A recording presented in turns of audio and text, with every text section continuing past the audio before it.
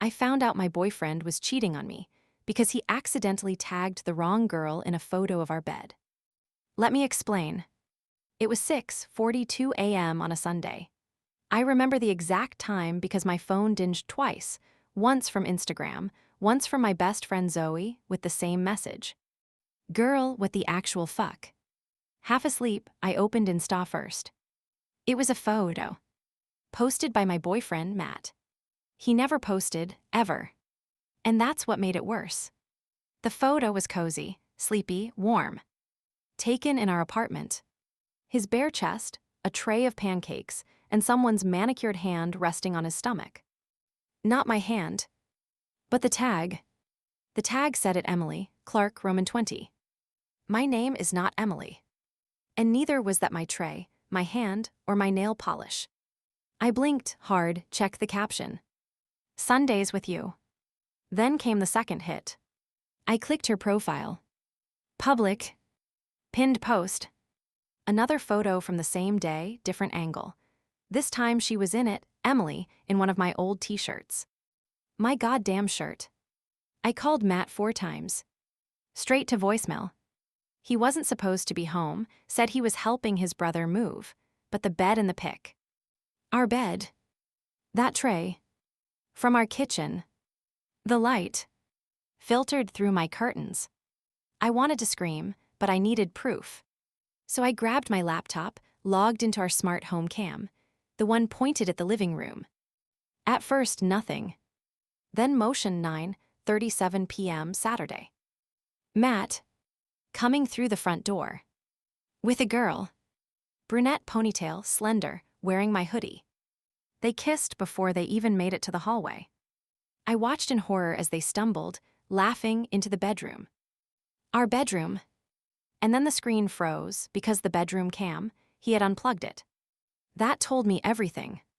He planned it. I screenshotted everything. The post. The footage. The girl's profile. Even a zoom-in of the damn pancakes, because he made those using my allergy-friendly mix. I sent it all to Zoe. She called me instantly. Girl, what are we doing? Burning his shit or posting first? I chose violence. I used my burner TikTok. It had 3K followers, mostly from random beauty reviews. I stitched his post with footage from the security cam, added dramatic zooms, red circles, and a slow zoom on Emily's face with the caption. When your man forgets which girl he's lying to. Uploaded. Went viral in 5 hours. Emily DM'd me by noon. I swear I didn't know. He said he was single. We only just started seeing each other. I didn't buy it, not yet. So I scrolled through her page again. And that's when I found it. The mirror selfie. Her bathroom, hair in a bun. And in the background, his toiletries. His toothbrush. I knew the bristles, I bought that brush. He kept it at her place. And in the caption, 3 months strong quiet love. 3 months. Matt and I had celebrated our 2-year anniversary 2 weeks ago. At this point I was shaking. It wasn't just betrayal. It was humiliation. I deleted nothing. Instead, I leaned in. I made a Google Drive of all the evidence. Screenshots. Videos. Timestamps. Camera footage. Instagram comments. Emily's tagged posts. I labeled it Matt Fraud Archive and made it public.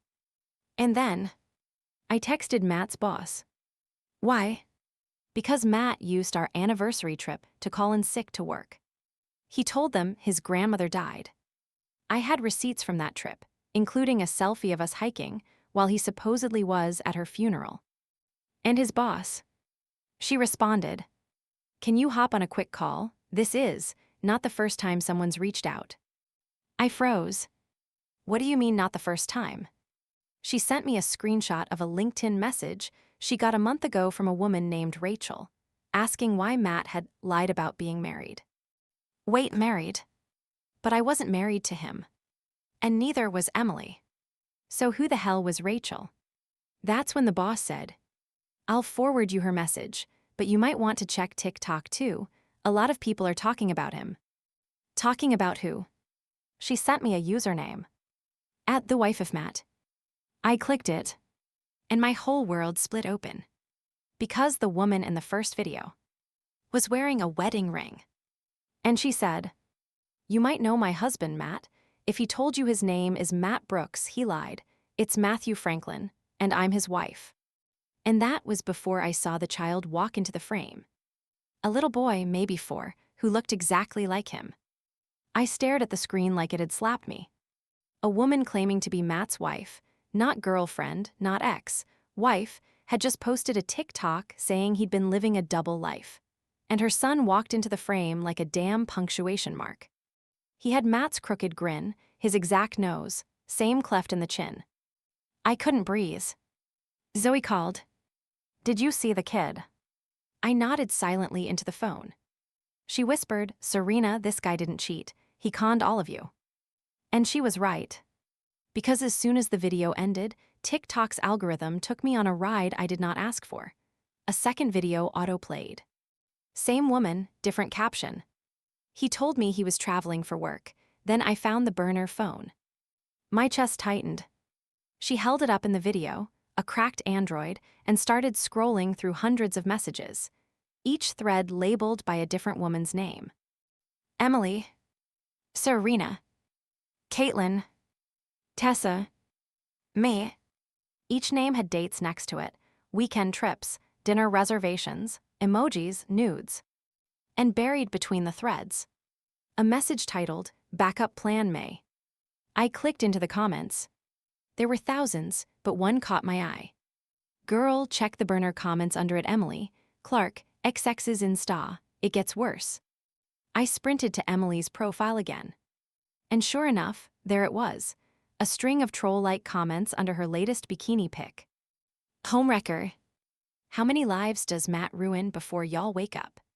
You're next, sis. Check the hotel receipts." The last one had a burner account attached, at TruthLeaks 7. I clicked it. 6 posts, all match-related. Screenshots of emails to multiple women. A calendar with overlapping dates for 3 girlfriends. A photo of Matt's face, clearly snapped without him knowing, in a damn Motel 6 lobby, holding roses. And the final post. A Google Drive folder link titled, "The Franklin Files." I opened it. Inside, PDFs of hotel reservations, restaurant bookings, credit card statements, voice memos of him rehearsing breakup speeches, even a recorded call where he tried to gaslight a woman for asking if he was married. I hit play. "It's insane that you'd even think I'm married. You clearly have trust issues. I think you need help." Same voice I heard every night for 2 years. Except now it sounded like poison. I sent the link to Zoe. 5 seconds later she texted, "This is organized like a case file. Someone wants him taken down." And then she added, "You need to meet the wife." I paused. Could I really do that? Would she even want to talk to me? But before I could decide, I got a DM.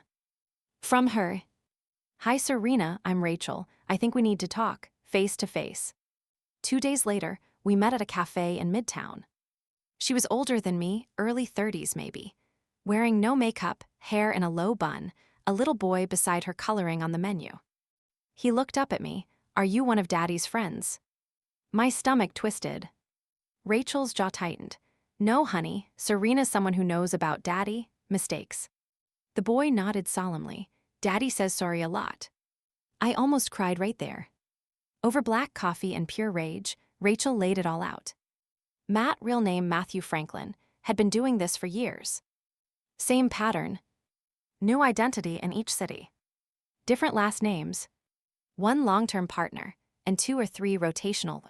Lies layered so tight, you'd never know. But then Rachel got suspicious when she saw an Uber charge to my apartment complex, and a phone number labeled Serena, New Gym on the burner. She hired a private investigator. That's how she found Emily. Then me. Then 5 other women across 3 states. And that burner TikTok account. She made it. The spreadsheet. Hers. Rachel was the whistleblower. The wife. The woman behind the curtain. I wanted to humiliate him, she said bluntly, because jail won't fix this, but shame, viral shame, that'll follow him forever. Then she slid her phone across the table. Live video. Matt, being served papers in front of his new job. By someone wearing a GoPro. She smirked. Smile for the camera, bitch. But just when I thought I'd seen the final twist, Rachel whispered. There's something else. What? She unlocked a locked album on her phone. Inside, photos from 2 years ago. One of them showed me. At a bar. Leaning in, laughing. With Matt. But the angle. The timestamp. The photo was taken before we met. Wait, how did you get this? I didn't, Rachel said. He did. I stared at her. He took this. Yes, 2 months before you met. You were his target, Serena. And I think he's still watching you. I looked up and through the cafe window. A black car was idling across the street. The driver was Matt. I ducked instinctively. Rachel didn't even turn to look, she just whispered, he does that, parks, watches, never comes in. Why the hell haven't you reported this? She raised an eyebrow. Do you know how many times I have? And how many times they said, ma'am, unless he makes direct contact, there's nothing we can do? He's slippery. He makes sure he's just on the edge of illegal. My heart was pounding so hard, I thought the whole cafe could hear it. The little boy looked up. Is Daddy gonna come in? Rachel smiled tightly. Not today. I pressed my back against the booth. How did he even know we were meeting? Rachel sighed. Because I tagged the cafe by accident this morning on a story, thought I deleted it fast enough. So now he was watching my location, and maybe worse. Rachel, I need to ask you something, and I need you to be completely honest. Always. Do you think he's dangerous? She didn't speak for 5 long seconds. Then, I think Matt Franklin doesn't believe other people are real. I swallowed. That night, Zoe slept over. We triple-checked every account, every login, changed every password. She even ordered a hidden camera for my apartment. We're gonna home alone this motherfucker, she muttered. I laughed, kind of. But underneath the jokes, I was scared. Matt had crossed from liar to lurker, from boyfriend to predator, and the worst part, I didn't know how much of my life was real anymore. Zoe handed me my old phone. Hey, why haven't you factory reset this yet? Too many photos. She opened my gallery, started swiping, then froze. Serena. What? She tilted the screen toward me. It was a selfie of me, in bed, asleep. Taken from my side table. I sat up, what the fuck? The metadata said it was taken 2 weeks ago. I didn't take it, neither did Zoe, and no one else had been in my apartment. Except Matt. We didn't sleep. We filed a police report the next morning, but again, no broken locks, no forced entry, no proof of stalking. The officer's advice. Stay off social media, and maybe get a dog. So we did the opposite. We went very public. Zoe posted a video to her 600K TikTok followers. It was fast-paced, high drama, and included just enough of the Franklin files to go viral again. Caption. She thought it was just cheating until she found the secret photo of herself sleeping. Exposed Matt Franklin burner files. Within 24 hours. The burner account exploded with new followers. Women started commenting things like, he said he was widowed when we dated. A former coworker posted an email Matt had sent HR claiming his wife died of cancer to get PTO. And best of all, a LinkedIn post surfaced. Matt Franklin just updated his status, married, father of one, based in Austin, TX. Austin, where Emily lived. But the post was timestamped yesterday, meaning he hadn't just been lurking, he'd been proposing, again. Zoe slammed her laptop shut. We need to warn Emily. Emily didn't answer her phone. Or her DMs. Or texts. Then a new video popped up on her TikTok. She looked pale, shaky, but focused. I know a lot of you have been tagging me. I didn't want to believe it. I really didn't. She swallowed hard. But I just found the burner phone, hidden under my bathroom sink. She held it up. I'm sorry to all the women, I didn't know, but now that I do. She smiled bitterly. I have one thing to say to Matt, see you at your wedding. The comment section blew up. Was she crashing it? Confronting him?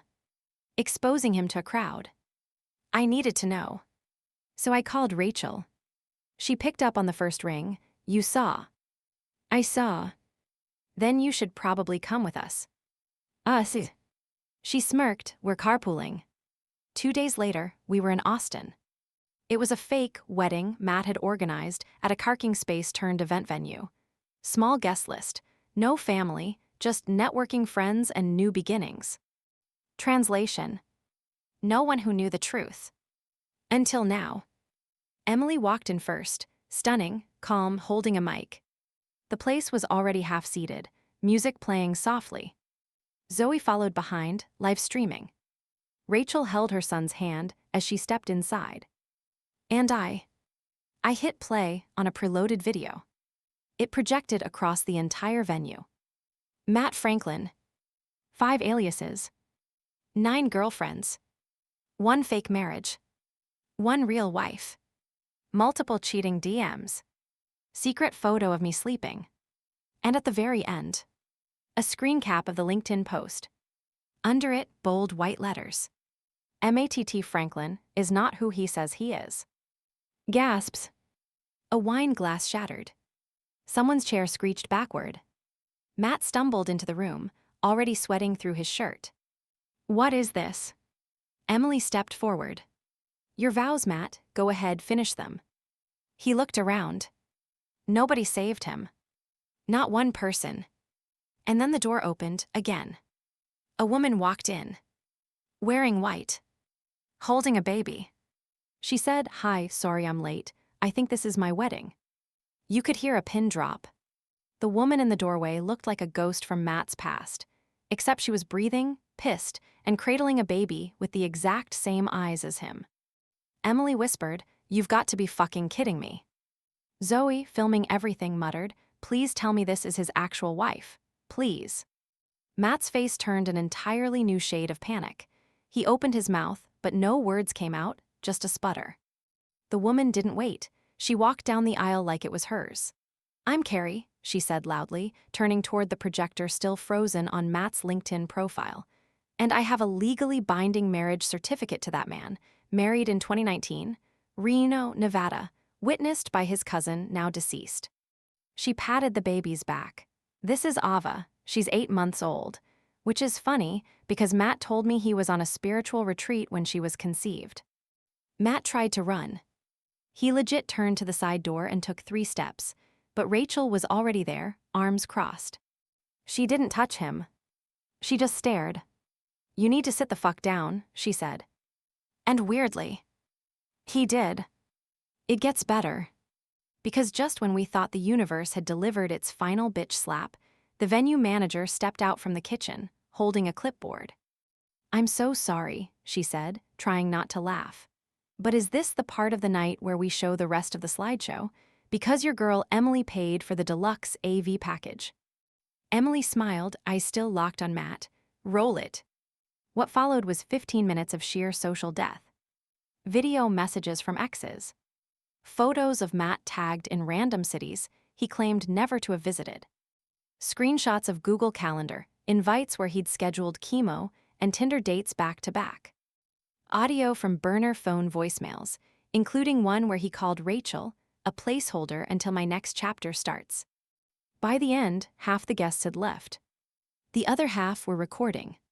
The baby had fallen asleep on Carrie's shoulder. And Matt was sweating bullets, hunched forward in a chair, whispering, "This isn't real. This isn't happening. I'll fix it." Emily finally turned to him. "You don't fix a shattered mirror, Matt. You just bleed trying." And then she pulled out her phone and clicked something. The live stream ended. It had over 68,000 viewers. We gave Carrie a ride to her hotel afterward. She was shaking, quietly muttering about custody, about how Matt had taken her passport to protect her from herself. He hadn't let her call her mom in months. She was lucky to get out. We were all lucky. And still, none of us really knew how deep the lies went. Until 2 days later. Zoe was editing the footage for a deep dive YouTube video when she paused on a frame from the burner phone screenshots. "There's a number here I don't recognize," she said. "It keeps popping up. Same area code. Look, he texted it more than any of us." I leaned in. The contact name was just P. Zoe ran it through a reverse lookup tool. She blinked. "Holy shit." "What?" "It's his mother." I frowned. "So?" Zoe scrolled further. The texts weren't maternal, they were weird. "You were always smarter than her. I wish it was you and me against the world again. Don't let them poison your mind, they don't love you like I do." And then, "Burn the letters, don't leave a trail." We stared at the screen. Zoe whispered, "Serena, did his mom help him do this to us?" A knock at the door. We weren't expecting anyone. Zoe peeked through the peephole, then slowly turned around. "It's her." I stepped back like the door itself was poisoned. Zoe didn't move. She just kept staring through the peephole, then slowly whispered, "She looks normal, like a school counselor or a Sunday school teacher." I took a breath and opened it. "Hi," she said, cheerful as a fucking PTA meeting. "I'm Paula Franklin. You must be Serena." I didn't answer. She extended a hand. "May I come in?" "No." Zoe appeared beside me, arms folded. "Why are you here?" Paula smiled like we were talking about a bake sale. "To apologize, and to clarify a few things." She looked down the hall, then back at us. "May I?" Against every scream in my brain, I opened the door. She walked in like she owned the place. Sat on the couch like it was hers. Folded her hands primly in her lap, and looked at me like I was the one who had fucked up. "I'm not here to defend what my son did," she began, "but I think you deserve context." I stayed standing. She looked up. "Matt was special, always too smart, too sensitive, too eager to be adored. He got that from me." She smiled. Zoe muttered, "Jesus." Paula didn't flinch. "He never really understood boundaries or consequences because he didn't have to." Now I was confused. Why not? She reached into her purse, slowly, deliberately. Pulled out a folder, thick, yellowed at the edges, with my name on a tab. "And Rachel. And Emily's. And Carrie." She laid it on the table. "I've been keeping a file on each of you, for years." Zoe choked. "What?" Paula calmly sipped her water. "I wanted to know who you were, what you wanted, how you'd react. If he needed guidance, I'd provide it." I was frozen. "You helped him lie to us." Paula raised an eyebrow.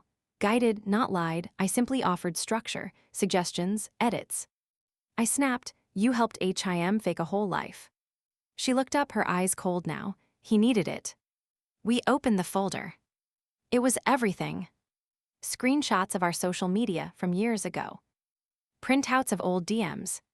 Photos of me and my dad at a funeral, circled in red ink with "too vulnerable, use sympathy angle" scrawled beside it. Notes on weaknesses, triggers, relationship patterns. Even a list of preferred flower types for apologies. Mine, peonies. Zoe, tulips. I felt sick. "You stalked us." She smiled. "I studied you." Zoe lunged forward, grabbed the folder, and threw it across the room. Pages scattered everywhere. "You're insane." Paula's smile didn't move. "You know what's insane? Letting your trauma walk into the world unchecked. Matt needed help, I gave it, just like I did when I found out he'd slipped up." I blinked. "Slipped up?" She tilted her head. "Oh, you don't know yet, do you?" She stood up. "I suppose that part will surface soon. Truth has a way of leaking through the cracks, especially when bobbies are involved." My blood froze. "What do you mean, bobbies?" Paula walked to the door. Turned back one last time. "I think it's time you asked Emily how long she's really known Matt." She left. Zoe slammed the door behind her and locked all 3 bolts. I was shaking. What the fuck does that mean? Zoe was already dialing. Emily picked up, her voice groggy. Zoe didn't wait. "Did you and Matt know each other before this year?" A pause.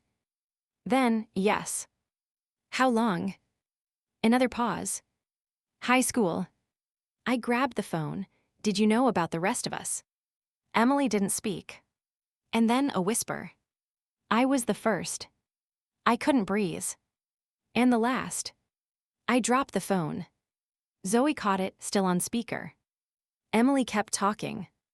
I thought I could fix him. He swore it was just one mistake, then another, then another. I told myself I could be the end of the cycle, the one who made him better. She sniffled, but when he proposed, I said no, and that's when he found you, Serena. You were punishment. I sat down slowly. Punishment. He told me if I wouldn't marry him, he'd marry someone better, someone more obedient, someone who'd appreciate him. My hands were shaking now. Emily continued. I didn't realize until recently how deep it went, how much he borrowed, how much he recycled. Your birthday letter, it was mine, word for word. Zoe's face was pale. Emily added, barely audible. I think you should get tested. What? For STDs, and she broke off, for pregnancy. I blinked. What? Emily sighed. Matt said you were on birth control, but that's the same brand he replaced when I said no. He bought lookalikes and swapped the pills. I was silent. Frozen. But I might be wrong, she added quickly. I hope I'm wrong. I was. Because 2 weeks later, I took a test. And it was positive. The burner phone buzzed. New message. From unknown. Congratulations, you're finally part of him forever. The pregnancy test was still on the bathroom counter. 2 lines, pink as poison, when the burner phone lit up again. Unknown, don't even think about erasing me. I backed away like the damn thing might explode. Zoe grabbed it before I could. We need to trace this. I was shaking. You think it's him. I think it's her. She tapped the phone. Paula, she's the puppet master. Matt's just the string. I wanted to scream, or cry, or both. Instead, I opened the test drawer again, and found something worse. My birth control pills. Sealed. Unopened. I hadn't missed a single day. I was meticulous. But this pack, it was a decoy. A new pack, untouched, placed to look like mine. It even had my initials written on the back in blue marker. Zoe saw my face and whispered, oh my God, he switched them. Matt had engineered this. A fucking trap. I tried calling Emily, but her number was suddenly disconnected. Rachel, voicemail. Carrie, gone off the grid, probably dealing with lawyers and custody battles. I was alone, except for Zoe. She looked up from her laptop. There's more. She dug through the burner phone data dump again and found photos, not screenshots, photos taken through our window. Different nights, different outfits, Matt kissing me, me sleeping, me brushing my teeth. He'd been watching me, even when we were still together. Zoe whispered, this is full-blown stalker shit. And then she found the worst one. A picture of me in bed, eyes closed. And another one, taken seconds later, with him and Paula both in frame. She was standing by the doorway. Smiling. Like it was normal. We went to the police. They barely blinked. Zoe lost it. He impersonated a medical patient. He swapped her meds. He's got surveillance photos. This is stalking. The officer nodded. And you're not married to him? No. No kids yet. Zoe said she's pregnant now. A pause. Then, voluntarily. I stared. Excuse me. If you didn't know the pills were swapped, that's medical fraud. But without documentation or witnesses, it's hard to prove intent. So he can do all this and walk away. The officer shrugged, unless he gets caught doing it again. Zoe dragged me out before I could start screaming. We went full nuclear. Sent the burner dump to every girl Matt had ever texted. Posted a TikTok series titled The Man Who Lied About Cancer and Made Me Pregnant. Dropped receipts to Reddit, Instagram, YouTube. Within 72 hours, it exploded. Matt was doxxed. His burner number went viral. Paula's church group removed her from leadership. Emily resurfaced to say she was moving across the country for peace. And me. I waited. For the fallout for him. And then it came. A letter. No stamp. Just slid under my door at 3:02 a.m. The handwriting was tight, familiar, obsessive. You think you've won. But now you'll raise a piece of me. Every night you'll see my eyes in his. You can change your number, your hair, your life. But you can't change DNA. I'll be there, whether you want me or not. That's the price of playing God with someone like me. I stared at it until the sun came up. Zoe burned it in the sink. But it didn't feel over. Because it was. Not yet. 2 weeks later, I got a voicemail. From Carrie. She was whispering, breathless. Serena, he's not the father. I froze. What? I did a paternity test for Ava, just to be sure. She was crying now. It's not him, it was never him. I didn't understand, so who? She cut me off. He knew, that's why he left us, that's why he turned to you. He needed someone new, someone to trap. She paused. And you were perfect. Then another call came in. Blocked number. I answered. A deep, cold voice. Not Matt's. Not Paula. I hope you're keeping the baby, the man said, because she's been planning this since you were 17. What the hell are you talking about? He laughed. Ask Zoe what she left out. Click. I turned slowly to my best friend. She looked like a ghost. Zoe. She didn't speak. So I asked again. What did you leave out? She whispered, I was the first, before Emily. I was the first, before Emily. My ears rang. The room felt tilted, like the floor had cracked and I was slipping through. You, what do you mean you were the first? Zoe wouldn't meet my eyes. We were 19, college. He was charming in that harmless weirdo kind of way, not hot, just magnetic. I was depressed, drinking too much, he noticed. Her voice was flat, mechanical, like a confession she'd rehearsed. I couldn't speak. I thought it was love, she went on. He'd write me letters, take me to late-night diners, tell me I was the only real person he knew. She finally looked at me. And then he introduced me to Paula. Everything in my body clenched. She said I was good for him, that I calmed his darker waves. I thought she meant mental health stuff, but she meant control. I found out later she was checking my browser history. She had spyware on his laptop. She told me if I ever left him, he'd come apart, and I didn't want to be the reason he snapped. I whispered, Zoe, why didn't you tell me? Because I left, I ghosted him, blocked everything, changed schools, and I swore I'd never speak his name again. But when you met him, Serena, I didn't recognize him. He had a job, a suit. He smelled like peppermint instead of weed and old printer ink. So you just watched. I wanted to believe he'd changed. I wanted to throw something. I wanted to scream at her. But then something clicked. You helped me move in with him. Zoe nodded slowly. You took that picture, the one where I was asleep. Tears welled in her eyes. No, that wasn't me, but Serena, that apartment, that wasn't his lease. It was Paula's. It was their place. He moved you into his mother's investment property and never told you. My stomach turned. What the actual fuck? Over the next few days, I pieced it all together. Matt was a parasite, emotionally, financially, sexually. Paula was the host. Together, they had built a rotating cast of women, each one groomed to believe they were the savior, the light, the only one who got him. And when one flame dimmed, they lit another. It wasn't about sex, or even love. It was about power. He needed worship. She needed control. And we were just players. Until we were. I made a choice.